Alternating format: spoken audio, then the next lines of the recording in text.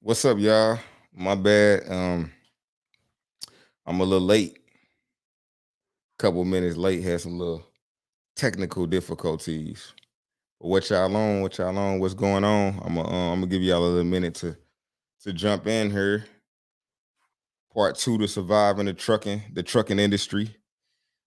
Just trying to see where y'all at. We made some good connections last week on Truck Talk Tuesday. I'm just trying to see if we can come back in, do the same thing. Where y'all at? How y'all feel? I know it's a little late though. Try to do it a little later for the West Coast. So the West Coast could come in and join.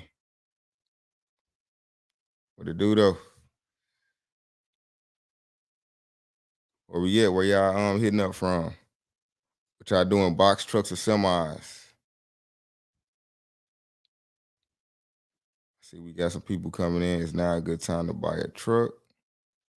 Okay, we gonna jump in it. Okay, I see we got people jumping in now. We got Durham. I see for the first time I see Facebook actually stronger than YouTube. Maybe I need to start doing a little bit more on Facebook. Okay, cool. Okay, now it's starting to fill in. We got Naptown, Shalom. What it do? Forever grateful. I see we got Charlotte in the building. PG Beats. You know we semi boys. All right, hey man. I've been seeing a lot of people that been that been on the box trucks hard. I ain't been hating on what's up, Antonio. I see you in the building. What's up, Antonio? Where you at, man? I've been waiting on you to hit me up for the dispatch, man. Where you at? Show your family some love, man. Come through. So I'm gonna jump off. So yeah, so we gonna do all right. So today, I ain't really got a whole lot of super points that I'm trying to make for real. It's more because I wasn't able to show y'all the load board last week. So we're gonna do some load board lookups towards the end. We're gonna do a live Q&A, kind of just let y'all know about what I got going on. I just hired 2 new drivers today. That's been that ain't really been the hardest part of the game right now. The fuel prices are definitely slicing into my profits tremendously. And yeah, it ain't been a walk in the park.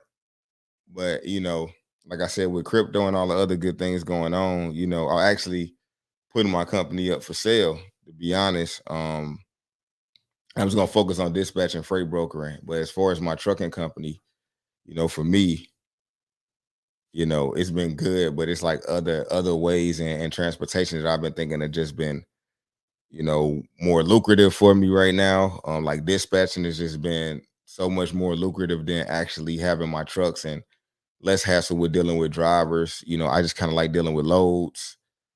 So, I'm more moving in that direction. So anybody trying to get, 6 trucks, 5 trailers, holler at me. We do a couple of more shout outs. I see y'all in the building. Y'all coming in slow, but y'all coming in though. Look at Facebook killing over there. What it do? What it do? What it do?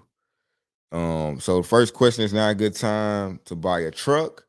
I wouldn't say it's the best time, but like I said, if you fully focus in your heart in this game, you can make it work. But me just looking at, the fact that in January I was running the same loads that I'm running now, and it costs $700 for fuel then, and it's like 2,200 now. That's digging into my profits, 1,500 per truck. You times that by 10 because I got 4 rentals. You figure that's $12,000 I'm losing, a week on profits that I was making. So that's 48,000 a month. So for me, when I'm like, hey, crypto giving me these earnings, and messing with the getting into the NFTs and all of that stuff, man, it just the digital real estate with just putting out videos and teaching people, man, it just make a little more sense to move for me. But everybody's not in the same space like me. I get rid of my company, I'm hundreds of thousands of dollars. It's a super move for me. That's a very good movie I can put out, with that capital I'm getting. It get some of my other businesses off the ground. Houston, Texas in the building. What up? I see we got Connecticut. I see we got Ears to the Street in the building. What it do? We got Dillon, South Carolina. He said, "Man, I got you. We almost done sandblasting and painting the truck. Been getting hit with setbacks because of the weather in Michigan, fam. Oh yeah, hey man, setbacks is just what the game is. Y'all just got to get ready and make sure y'all in position for the reset. You know, like I said, having like I'm just gonna rent my trucks out though. If I don't sell them, renting them out is a good option for me. But like as far as having drivers, it just don't make sense for me to go through all of that hassle right now. You know, they just got hit with hella snow. Oh yeah, oh yeah.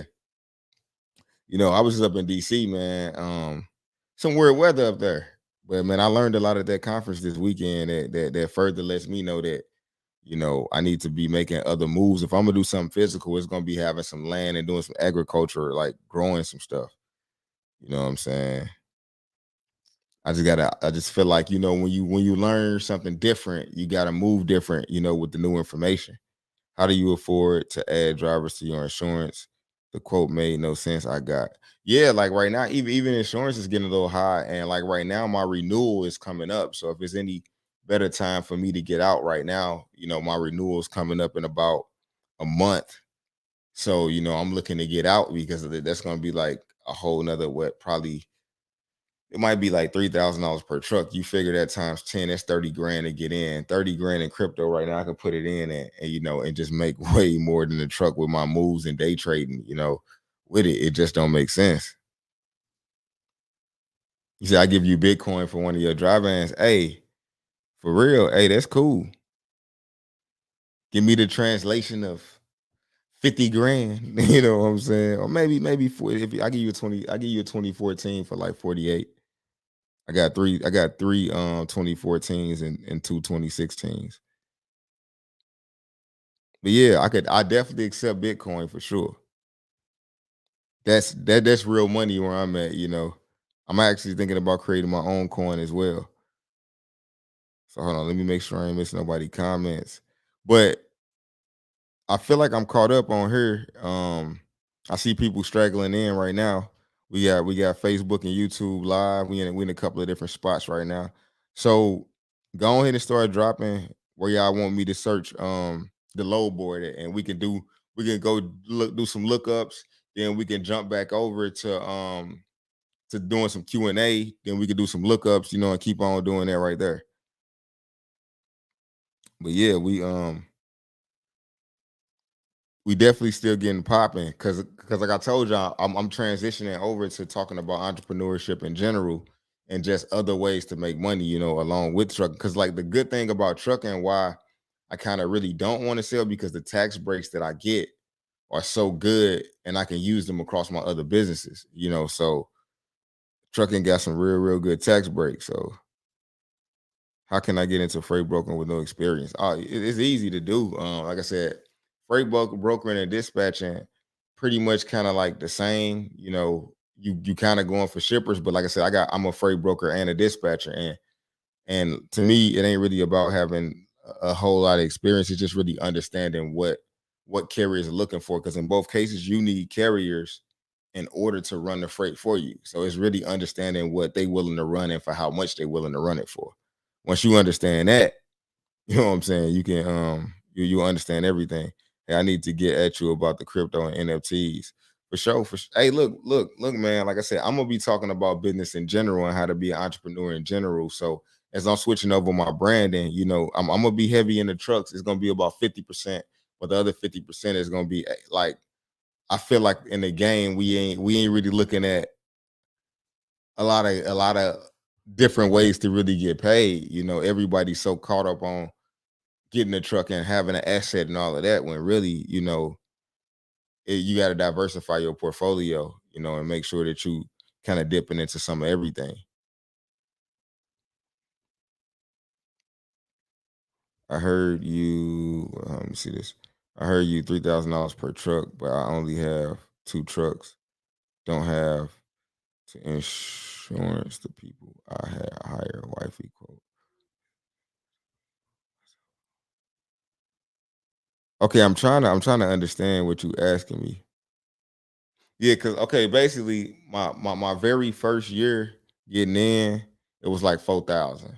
When I renewed again, it was like 4,000. So typically it goes down as as you get more age on your authority.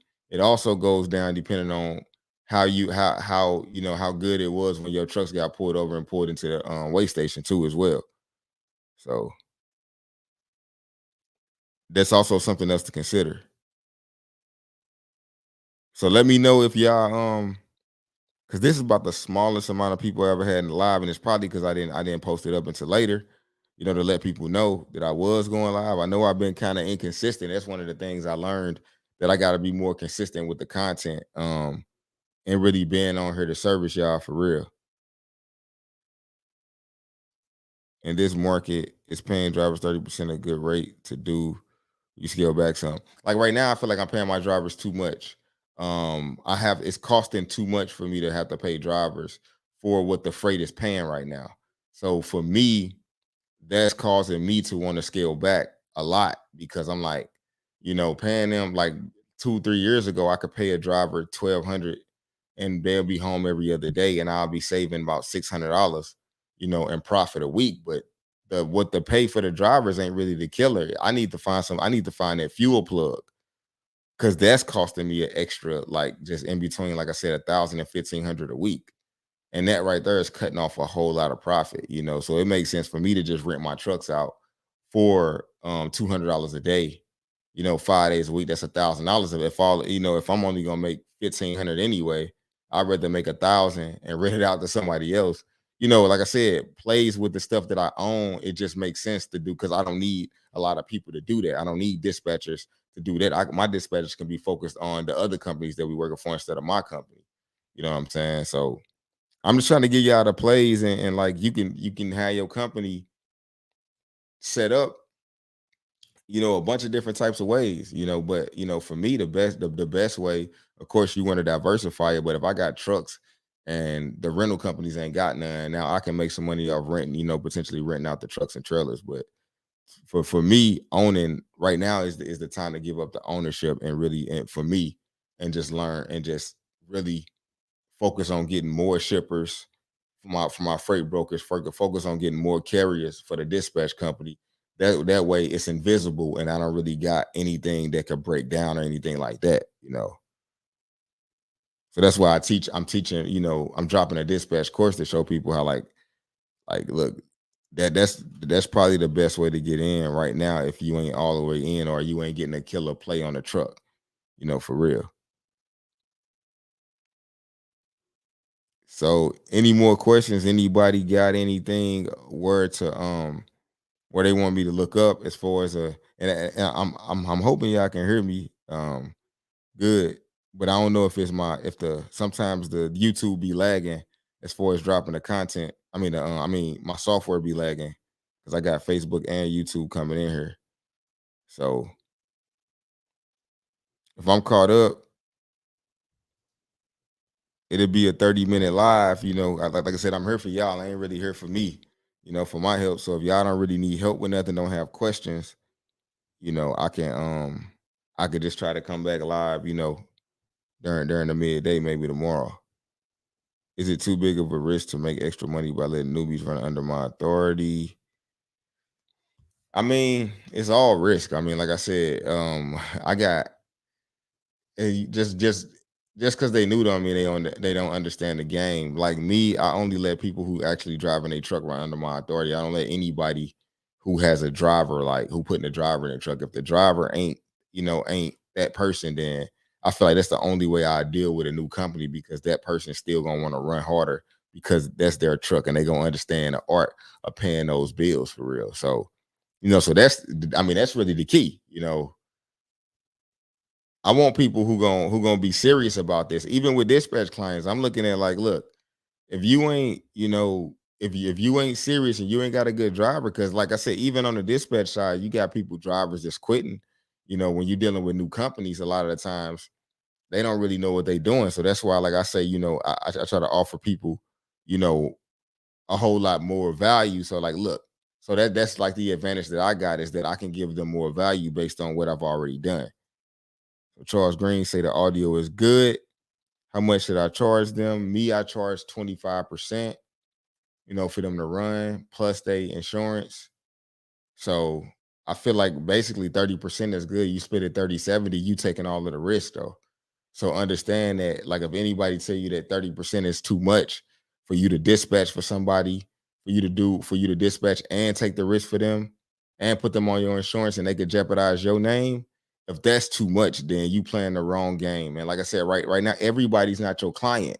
That's the biggest thing that we got to understand. Everybody ain't your client. Everybody ain't your person. For real. Like everybody ain't for you to do business with. So just so let's keep that all the way clear. Don't go trying to deal with people just so you can have somebody that you're dealing with. You got to find those people that fit into what you're doing. You got to find those people that fit into into your vision of your company. And that's the one thing that we need to like let's say like dealing with Amazon. Amazon sounds good to deal with, but they don't fit my company metrics and what we trying to do. They don't fit the vision of what I got for my company, so I don't do business with them no more. When they did, I made millions with them. You know what I'm saying? It worked at that time that it worked, but when it don't work no more, like nothing is forever either. It could be changing week to week. So we got to understand that and just understand who is the ideal person that I'm trying to do business with. Because let it know it's not like you got to do business with somebody just to be like, because sometimes you're gonna have some customers that's a headache, and the cost of dealing with them and how much time and how many questions they're gonna ask, you ain't gonna be able to move fast enough to service your other clients, and that's probably gonna be somebody who only want to pay 5%. So it's always the people who ask them. Like, you ever notice? Like, just notice this one thing. Typically, if you ever sold something, the person that asks the most questions about what you're selling is probably the excuse me, I forgot I got my elders on here. I apologize. I've been meaning to work on that. But it's probably the person that's asking all of them questions is probably the person that's not even gonna make the purchase. It's gonna be somebody who come in that already know what they're looking for, and they're gonna be like, okay, they choosing you and you choosing them, and that's kind of how it's gonna be. It's like you been in a relationship with somebody asking questions about all these questions. Okay, you can ask questions, but you should already kind of know what you're looking for. You need to do a level. People need to do a level of research before they try to go even doing business with a dispatch company or with a broker or even getting into trucking period. You got to have your own level of general knowledge anyway. You know what I'm saying? For real. So are you leasing out trucks now? Yeah. In about a few weeks, I will be. I wouldn't necessarily say like leasing them out like long term, but I will be renting them from week to week. I don't want to lease them out long term because I want to keep that flexibility of me being able to get one back if I want to run one, or if I like say if I want to test out a new lane, I might just get a truck, or either I might just create a partnership with somebody else. But in 4 weeks, I'm definitely gonna have 5 trucks that I will be leasing out. Well, renting out. Let me make sure I'm using the proper terms for y'all for real. You good, bro. I think the market just got most people in a down mood, dreadful out here. Oh yeah, for sure. Hey, like I said, me. That's why I said this is surviving trucking part 2. I'm trying to see what y'all doing, what y'all got. Like I'm not gonna lie to nobody to sell no course and be like, oh yeah, buying a truck right now is it. Yeah, you know what I'm saying? I'm not finna do that because, like I said, I'm making money in too many other ways to have to do that. This ain't my only stream of income. I'm actually getting, like I said last week, I'm getting a lot of flack from other people in the industry because I'm telling y'all the truth, and it's affecting their businesses. I'm not trying to say that, look, you're gonna get in here and you're gonna work this business the way that you're doing. I'm not saying you can't make no money in it, but what I'm saying is, you know, how I'm trying to figure out a good thing. It's kind of like, you know, trying right now with right getting into trucking and with a truck right now and not as a dispatcher, getting into it with a truck right now would be trying to go start up a ice cream shop midwinter. You know what I'm saying? who's really buying ice cream? You want to do your grand opening in the summertime. Not to say nobody's buying ice cream in the winter, but they probably not buying it they're not looking for no new place to go. People barely even want to go outside when it's cold outside, let alone trying out a new ice cream shop. So I hope y'all get my drift and what I'm saying with that. You know, I'm not about to mislead y'all, you know what I'm saying? In no way. It just don't make sense for me and my own integrity for real, you know.